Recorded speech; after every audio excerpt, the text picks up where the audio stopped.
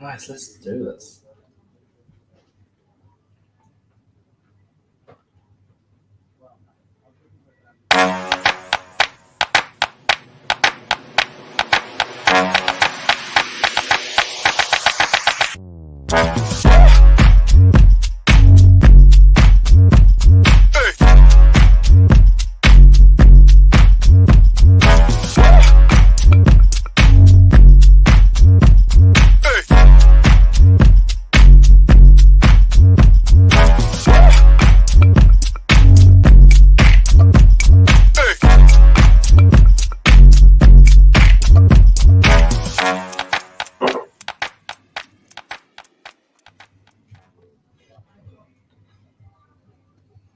Hello, welcome to the third episode of the Overdose Peak Season Power Series. If you've been joining us on the first couple of episodes, we've carefully crafted a six-part series for those looking to elevate their peak season game at pace. So today, my co-host Bige and I, Leslie, are going to be chatting through some SEM and SEO success for Black Friday. I'm based in our Auckland office in New Zealand, and Bige is based in Melbourne. So you would have seen us across various accounts. But yeah, over the next 20 or so minutes, you can expect a very focused agenda in terms of highlights, actionable insights that you can take in the lead up to Black Friday. There'll be a little bit of a Q&A towards the end, and then we'll just summarize our tactics. Let's do it. So the agenda today in terms of peak season preparation for SEM and SEO, it's all about cutting through the noise and how can we boost your search presence. So today we'll be chatting through getting those channels firing on all cylinders, understanding that paid and organic synergy. Oftentimes these could be quite siloed, but here at Overdose, we do love to play nice as we are at the end of the day all operating on Google search. We'll be covering Black Friday landing pages, talking about Google shopping enhancements, and then lastly, optimizing your presence for local search through Google business profiles. As I mentioned, do pop your questions in the chat. We will have a bit of a Q&A portion at the end. So yeah, anything that's burning, do feel free to ask us. And we'll be happy to tackle a couple of Q&As. Great. Cool. Thank you, Leslie, so much for that lovely intro. How we set up the session today is to give a few tips for you guys to understand how SEO and SEM can work hand in hand to deliver the best results and increase efficiency during this Black Friday. In the first section, we want to touch on how we can utilize all sessions to work together in order to get the best outcome possible. What we've done here is we have our own data pool where we can access hundreds of e-commerce merchants and see their channel split. This data is from the last 12 months. And we wanted to provide this as a benchmark for you guys to take away from this session and potentially conduct your own channel review by looking at your GA4 last 12 months data and benchmark as a forecast for your upcoming Black Friday. To give a bit of a more contextual understanding of what's on this slide, the aggregate data we have shows that the majority of the revenue this year is coming from paid search channels. By paid search here, we don't necessarily only mean text ads, but we aggregated all the paid search channels, which includes cross-network if you have Performance Max running, or paid shopping channel grouping if you have standard shopping running. Approximately, we see around 39% coming from there of the majority of the revenue. And the second one in the sequence is organic search at 22%. Next up, we see direct traffic making up to 22 of the revenue on average, and email users contribute around 12% of revenue. To have a broader understanding of the splits, we usually say best practice is around brands having 40% of their total traffic coming from paid channels and the remainder from all non-paid activity. Next up, we want to touch on something called MER, which is Marketing Efficiency Ratio. At Overdose, we like to utilize that not only to understand how paid and organic synergy works well together, but also in order to see how your paid activity as an overall works when you shift budget from, let's say, paid social to paid search as an overall. How we calculate MER is we have a look at your overall GA4 total revenue and then divide that by your total marketing spend, which means all of your active digital marketing channels. Looking at our past 12 months data, we see that the typical MER we see in e-commerce brands is around 7. So if, let's say, you are a brand in the growth phase, you've just recently launched your brand, it's expected for you to spend a higher amount of budget, which lowers your MER overall score. So there's a big gap between the type of brands that we work with if they're in growth phase versus revenue growth. If you are after getting more profit and if you're a more established brand, we'll aim for a higher MER to earn more profit from that operation. On average, we say that if your MER is over 20, you're likely leaving money on the table, and there's a big opportunity here to scale your spend and potentially increase your volume of revenue coming from paid channels. What we also want to cover is balancing paid and organic. So as I mentioned at the start, oftentimes these can be seen as two siloed and very separate channels, but at the end of the day, it's all about organic. I mean, Google search, we're all on the same platform, and both of these channels can talk to each other. So commonly you'll have Google ads for the SEM side and then Google search console on the SEO side. They both utilize clicks and impressions as metrics. So there's a clear correlation and understanding between your query performance and then also performance across organic and paid as well. So what we often like to do is we like to marry the data together. So on this right side dashboard, we've got, it's a little bit small to see, but essentially what we can do is a bit of an interplay report. So what queries are you betting on? What are they costing you? What's the general performance? Are you ranking well for these keywords? Are you, some of the common use cases that we have, and we'll have an exact example in the upcoming tip, but are you overspending where you don't need to? Do you already rank really favorably from organic search perspective when you can let organic do a lot of the heavy lifting? And vice versa, organic search, it's not always going to be, you're not going to always be ranking number 1, 2, or 3 for everything. It takes a bit of time. What are those keywords that need a bit of help from those paid texts, that SEM activity? So it's around finding that balance. At the end of the day, it's all about getting efficiencies and how can we optimize search as a whole rather than siloing SEM and SEO. One thing that we really love to push are these Black Friday landing pages, which is our tip number 3. So as a first step, do you have a Black Friday landing page? It may not be, the right fit for every business, but a lot of the time we see a lot of value in these Black Friday landing pages. Essentially why we see that is because they're highly tailored to those target audiences. Black Friday keywords, and I'm not just saying Black Friday sale, but I'm talking about like Black Friday clothing, Black Friday technology, electronics, those sorts of queries have very high search intent. Those people are very deep into the funnel. They're looking for a deal. Can we essentially capture that share of the market across, your particular regions that you target? And the really powerful thing is, and we've got an example from Good Guys, an Australian retailer, you can really streamline the shopping experience when they land on this page. So you can give them their offers, let them know what's coming, provide further content in terms of like buying guides, video content. It's very highly reusable content that you can essentially, in the evergreen space, create it once and then utilize it every single year. And of course, they extend beyond just SEO. So, once they go live, people can discover them through organic search, but you link them through the homepage, through the navigation, promote them in your email campaigns, across your social media platforms. It's very applicable across all channels, and we strongly recommend creating one of these pages and this kind of silo information architecture around Black Friday. So how do you actually set it up? So let's start from the basics and then a few little tips that we like to give to clients in terms of helping you stand out. So going to start with the basics. So I've just taken this example from Michael Hill Jeweler because they operate across New Zealand and Australia. So they've got a lovely little Black Friday page.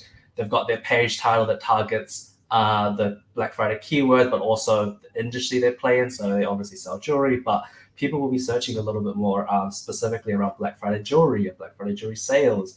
They have the year in that as well. In the meta description, they've popped in those keywords as well. And they've also highlighted that, hey, it's also online and in store. And then the USP of around free shipping on orders over $100. So they've really utilized that character count of about 160 just to really sell the USPs, get those keyword targeting in there. And lastly, and one tip that I love to give clients is that keep your URL slugs evergreen. Don't go Black Friday 2024 and then when 2025 rolls in, create a brand new page. We often like to keep it clean because you reuse it every year. From an SEO perspective, backlinks can get generated on there. Trust and authority can be built up. I popped in a link in the bottom corner around the Chrome extension if you want to quickly just get metadata and on-page info. It's called Detail. It's one of the tools that we love to use. It's free, and you can just use this just a bit of a due diligence check on a few of your pages across the site. And then often as you do some Black Friday searches, you'll see often there's quite a lot of like clear H1 heading and then relevant subheading. So I've used JB Hi-Fi in this example. There's a lot of relevant content. It's not generic. They've tried their best to essentially talk about, the various deals, answer key questions. I have made a recommendation around, or I've left the question about what about word count? And this can be very subjective, but what I always recommend is just do a Google search. So what is the term you're wanting to rank? If it's something super broad like Black Friday sale, see who's ranking the top 3, what's the average word count. It's something specific like Black Friday jewelry or Black Friday chainsaws. See who's ranking there, what is their word count. You probably want to match that because that's what Google is seeing. And how can you stand out from the pack? As we know, Black Friday is no longer a single day. It's no longer a single weekend or a week. It's more like 2 months, really. It kicks off really from October 1st. You'll get those sales and deals immediately. So if you look in Google Trends, you'll often see that's over a 2-month period. One thing I love to see, and these are examples from JB and Mighty Ape, a New Zealand retailer, is that getting those call to actions around email signups. So hey, get those early access, pop in your email, and then you'll get offers and you can promote and get them in your database. So once the deals go live, it's immediately in your inbox. So it gives the person something to engage upon rather than just bouncing off the landing page, which can be really beneficial to nurturing that lead as well. So you don't kind of just lose that altogether. One thing I strongly recommend, as you saw, everyone's going to have that big block of content. So how can you, stand out from the pack? And I strongly recommend implementing FAQ content. I believe this example is from Adidas, but essentially you can see there's this lovely little FAQ accordion. I've opened up a few examples of, some of the answers they've got here. But again, FAQ is great, and we use this alongside, non Black Friday landing pages, but just enhancing and enriching content, providing valuable content, answering common questions, enhancing user experience for the people that are landing on these pages. And you can earn those featured snippets. So sometimes you see, you do a Google search result, and then it's not just that little traditional text, you get the answer right in the Google search results. So that can be really, really powerful in terms of enriching content. And essentially, in terms of how you want to sort of discover this data, it's probably like 2 ways: externally and internally data sources. I love to use this tool called Also Ask, and it's really great because you can pop in your C keyword and then it'll pop in all the related questions and also provide those data maps and those connections around what people are searching for in the next step. It's great. You can use it.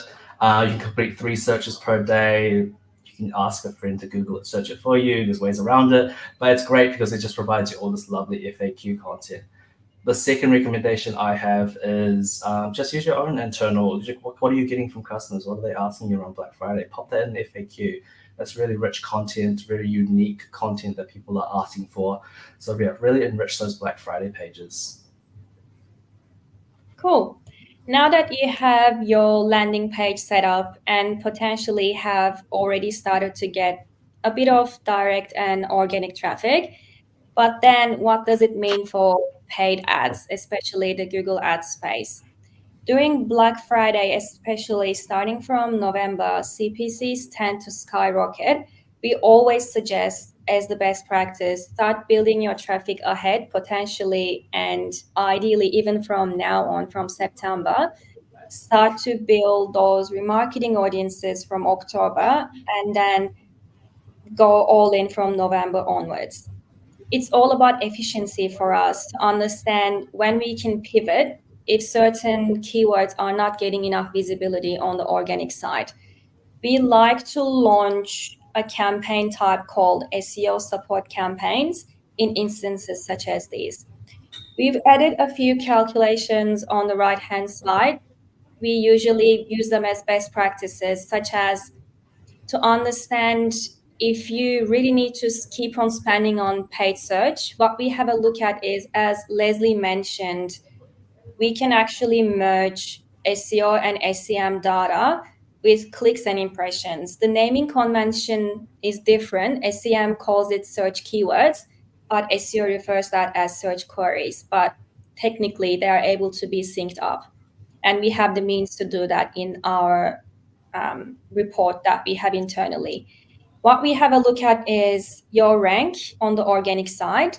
If you are in a position more than 5, and if you have a high SEM spend share, that gives us a bit of a red flag, because if you are already ranking in that healthy position in the first or the second spot, do you really need to bid on that term? Does that mean, are you cannibalizing yourself? Because highly likely those terms are going to convert organically, right?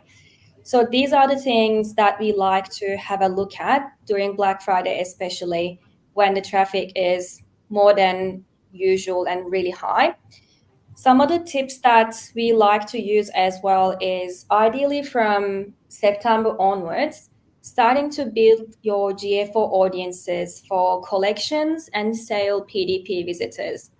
We found a big success in the past when we imported these audiences into our ad channels and build lookalike audiences on top of those. Google Ads, we know they've made some changes in the past where they removed similar audiences, but then they've reintroduced that this year for demand gen campaigns with a new name, lookalike audiences. They are able to be utilized in there, which is a really warm audience and similar to people who've already been showing interest into your sale items. So that's a really massive thing that we like to utilize. Also, as we mentioned, looking at your organic rank and looking at your paid search revenue share for the same terms gives us an understanding of which Google Ads keywords that we need to pull the budget down on. And just to summarize, in terms of a checklist on these Black Friday pages, so use an evergreen URL, optimize those headers, that metadata, implement those clear call to actions, incorporate tech content and FAQ content. If you're able to pop in those emails, sign up for those early birds. And sometimes clients love to do the little countdown times to build hype. If you are scrambling to take a screenshot, we will send this off the stick to you if you're a client. And if you're not, do message us. We're happy to share this. But that's how our general checklist on Black Friday page creation. Sweet. In the next step, we want to touch on a massive part that plays in the peak season period, which is your shopping product listings. Ideally, shopping ads, if your data feed is well set up, monitored, and optimized regularly, they should be able to do the heavy lifting for you during the peak, help you appear more for relevant searches by using that shopping listings through either standard shopping campaigns or Performance Max. In the next slide, we are going to touch on a few best practices and attributes that we think would play the most impact during the period. But our biggest suggestion would be, start doing your Google Merchant Center audit from this month and understand if you have all the SKUs that you need, if you have your Google IDs all in there so the bots can crawl your items and give the categorization accordingly. And lastly, keeping the data consistent across organic shopping feed versus paid product shopping feed is going to be pivotal for you. We've started to see more AI integrations, especially on the organic shopping listings, which is going to play an important part during the peak as well. And we are able to optimize and support that through the feed that we submit to your Google Merchant Center.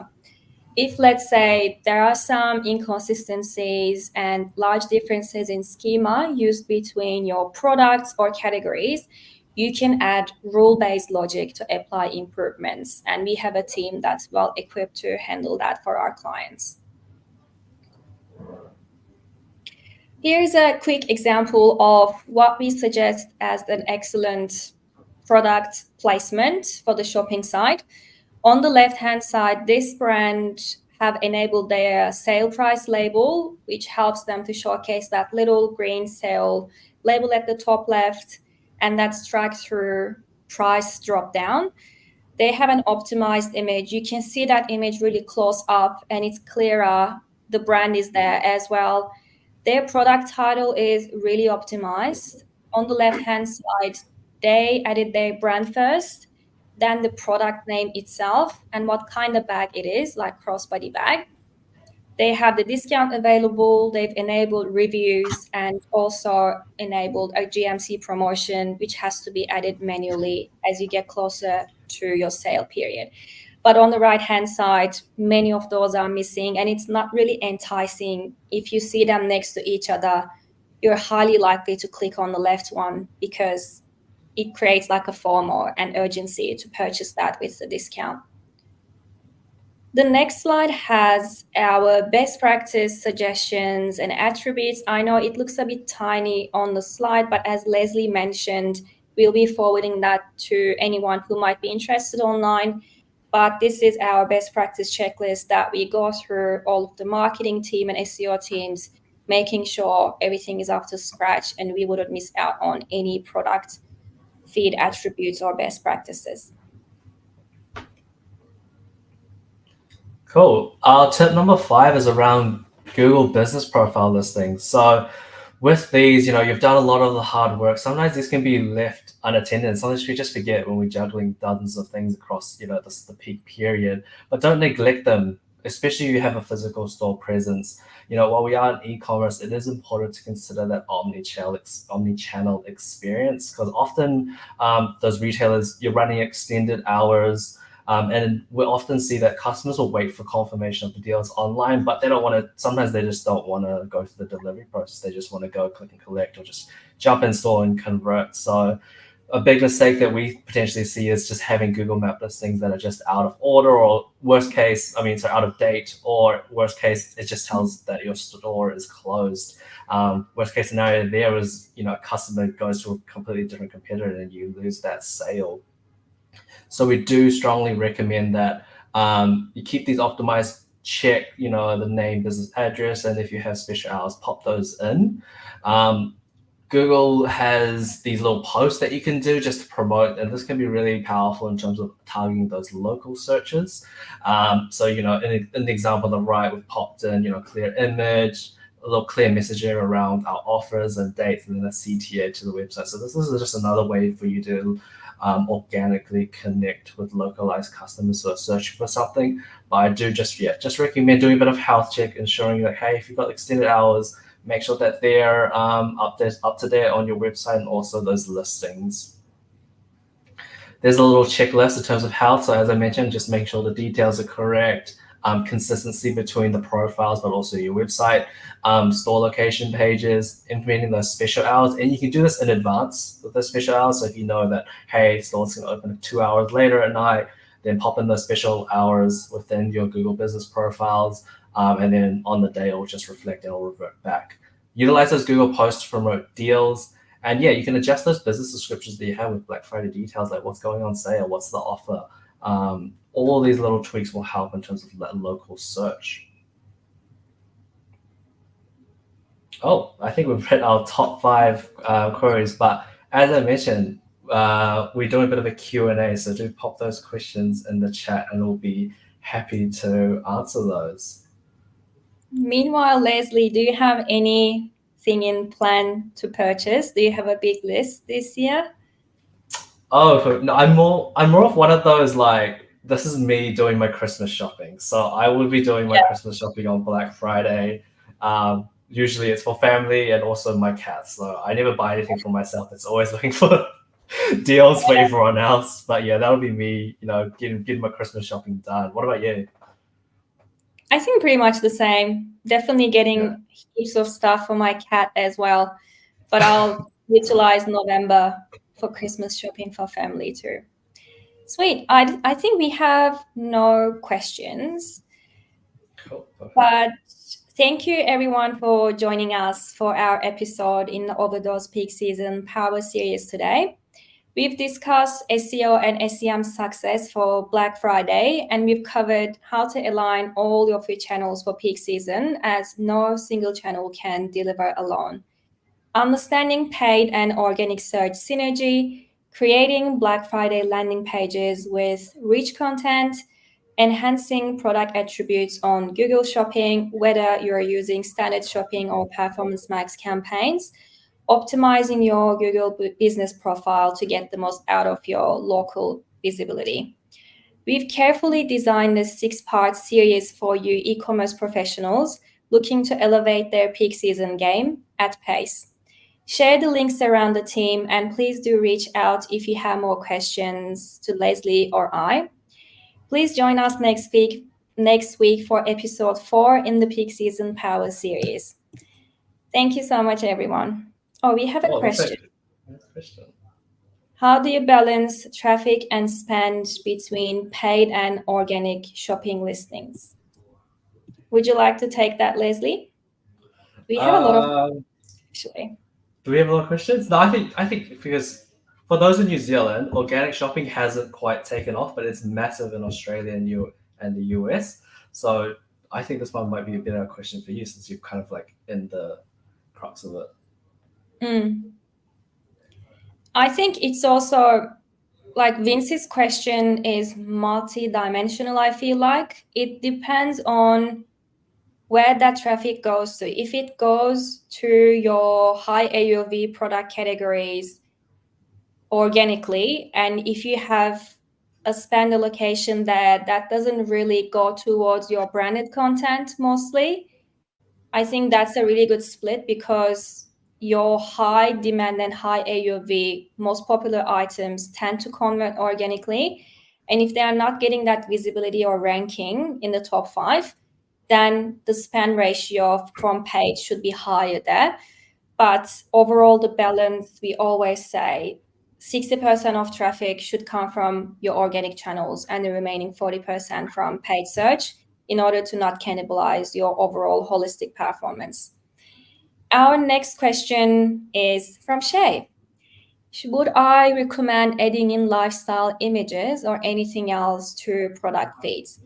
That's a really good question. Actually, Google has announced that with Google Merchant Center Next, lifestyle imagery can be actually customly added into certain product imagery by customizing them manually. We have started testing that across some accounts, and we find that it really helps you stand out from the crowd and that noise, because usually when you have a look at that listing results, everything is plain white background, right? But if you have something different, it really helps you to stand out.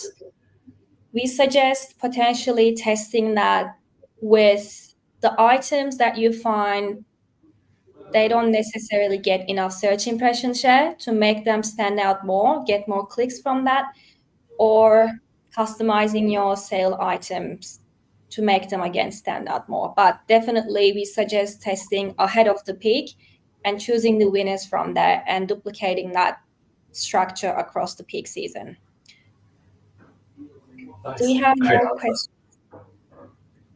I can see, are you guys actually live? Yes, we are. We are live. These are always live. Not a drill. We're actually live. I think that's pretty much it. But thank you everyone for joining us and hoping to see you in the next Power Series. Thanks so much. Bye-bye.